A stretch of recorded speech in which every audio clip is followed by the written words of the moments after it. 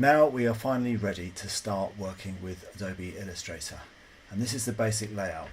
If you want to get your Illustrator environment to look like mine, you need to go to the top corner up here and look at these setouts. These are layouts that you can start up, and you can set your own one and make a new workspace and give it a name, and you can save them and keep them. But I've gone for the Essentials Classic workspace, and that gives us, as they all do, all the menus along the top, all the tools down the left hand side, and over here we've got the palettes which are arranged just by icon. I've dragged them in. Sometimes you'll see them a bit wider like that. I've got my layers palette out. I'm going to make that layers palette a bit smaller, and then I'm going to drag it into there, and you see I want it to go blue there on the line, so I've got my layers inside there. And because I know the icons, I can make it go in a bit smaller and give myself a bit more screen room. But if you want to find one of your palettes, you'll find it under the Windows menu, arranged in alphabetical order, so you can always find your palettes all the time anyway there. What we're going to do in this video is we're just going to set up a new document.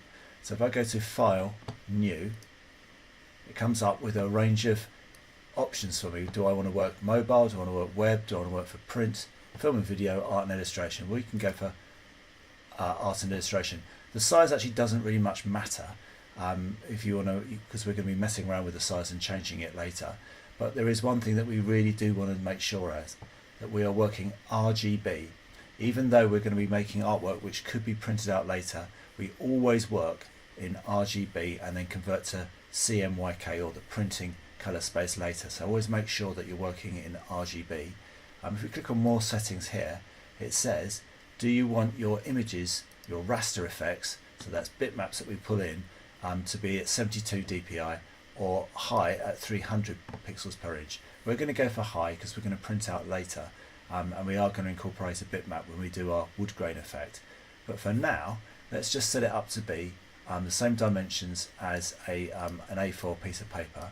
It might even give us that up here, does it? Possibly not. Well, I'll do one anyway.